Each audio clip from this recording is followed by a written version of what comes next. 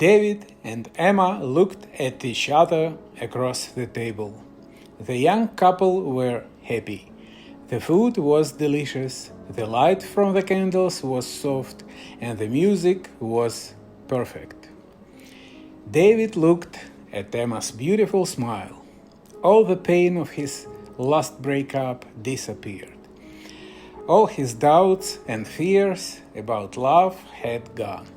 His hand reached out and touched hers. "I want to ask you something." David searched her eyes. Could she guess what was coming? Her smile made him feel brave. She held his hand. "Don't worry. Whatever it is, I'll probably say yes." He felt so excited. He was about to ask the most important question of his life. From the corner of the restaurant, a strange man watched them. He sat very still at his table. He held a menu, but he wasn't reading it. Instead, his cold eyes looked only at the young couple. Back at their table, David suddenly felt nervous. "Excuse me," he said to Emma. He pushed his chair back and went to the toilet. As he looked in the mirror, he told himself, "Come on, David, come on. You can do this, mate. She is crazy about you." Feeling ready, he went out of the bathroom. He almost walked into the extremely tall man who was waiting by the door. The man's eyes were cold, bright blue. His face was pale with a sharp, pointed nose and thin, pale lips. "Oh, sorry," said David. "Which one?" the man hissed. He spoke with a strong and strange accent. David had never heard that accent before. For a moment, David was confused. Then he realized what the other man meant. "Oh, this one," said David helpfully. "This is the men's toilet." David went back into the restaurant. He reached for the ring in a box in his pocket. It was time to ask her. The taxi ride home was wonderful. The happy couple discussed their future life together. They shared their sweet feelings about each other. "The night I asked you to marry me," said David. "The night I said yes," replied Emma. "Just think, our whole lives together. Sharing, caring," he began. "Loving, giving," Emma finished his sentence. They smiled at each other in loving excitement. "You are so wonderful," said David. "And you are absolutely beautiful," said Emma. "I've never met anyone so lovely and kind. I'm so happy I could sing." They entered their block of flats, holding hands. A tall man watched them from the shadows. "Which one?" he asked himself. He watched the building. He was waiting for a light to come on to show him which flat was theirs. 1 minute passed. 2. There it was. The light went on in a third-floor window. He saw Emma for a moment as she closed the curtains. How many times had he stood on a corner like this?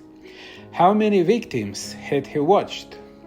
Many corners, many victims.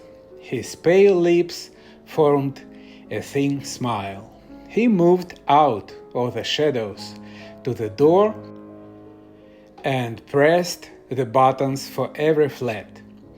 The vampire was always pleased when people lived in flats. Sooner or later, someone always let you in. Silly humans. They thought you were someone's pizza delivery. It was a kind of invitation. And that was all he needed to enter a home. He climbed the stairs to the 3rd floor and walked down the hall. He didn't make a sound. He could hear the young couple laughing and talking. He put his ear against the door. He could hear what they were saying, and he was happy. Young love made the sweetest blood. It was so full of life and energy. I feel as if I'm in a film, she was saying. More like a dream, he replied. Yes, a dream. How lucky we are. Guess who I'll be dreaming about tonight, he said. Who? Who? Her hair smells of roses. She's like an angel. Their dream was about to become a nightmare, the listening vampire thought.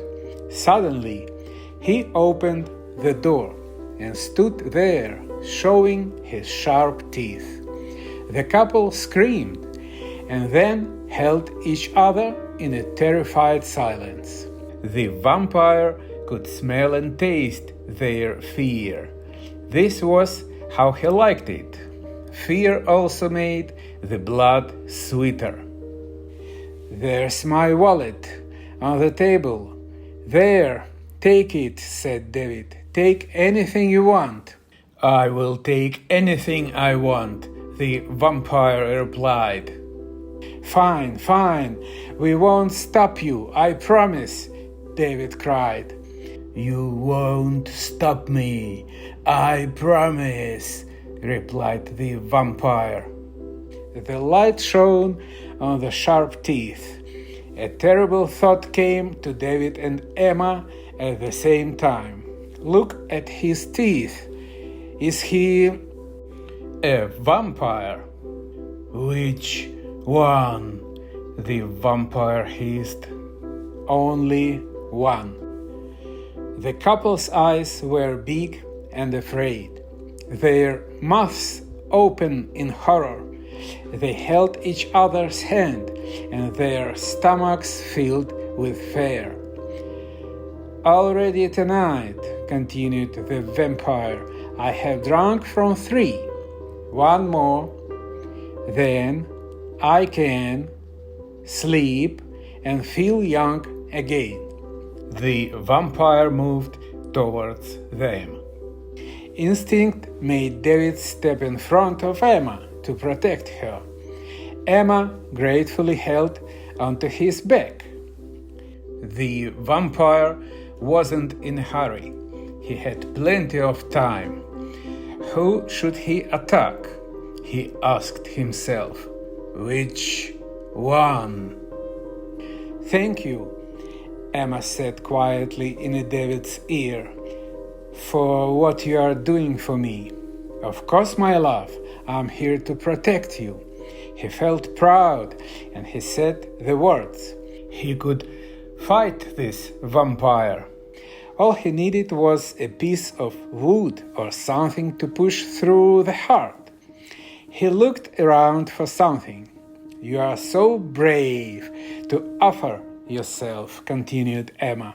Sorry?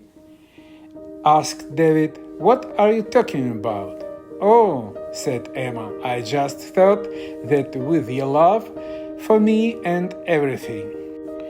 David and the vampire looked at each other. Now listen, Emma, there is no doubt about my love for you. Really? She replied. She didn't believe him. But you can't expect me to just give him my life. I wasn't saying you should, she said. It's just one of our options, that's all. Well, think of another one, he shouted. Why don't you offer yourself to him to save me? The atmosphere in the room had certainly turned ugly. The vampire was not pleased that the fear and love were now silly, selfish arguments. Emma was very angry. I hope you are joking. Let's see how strong your love is. What a horrible man! What about the woman I was planning to marry? Offering me to a vampire like a bone to a dog. You said my hair smells of roses, she cried. All right, relax. David was a little embarrassed to be having this argument in front of a stranger. I'm an angel, you said, she cried on, shouting. Must drink, shouted the vampire angrily. As he came even closer, he wanted to make a quick kill. Then he could get away from these terrible people as soon as possible. His eyes opened wider, and his teeth were bared. Which one? Her! David pointed at his future wife. Him! Screamed Emma in anger. Please, him! The vampire approached David. She is younger, sweeter, said David. The vampire turned to Emma. He is bigger. There's more of him, she pointed at David. Suddenly, the vampire felt tired. He had been killing for many centuries. Listening to them was depressing. How could he feel good by drinking the blood of either of these disgusting creatures? He looked down at their terrified faces and shouted, "Bad blood!" And with that, he disappeared into the night air and left Emma and David alone together as they had promised for the rest of their lives.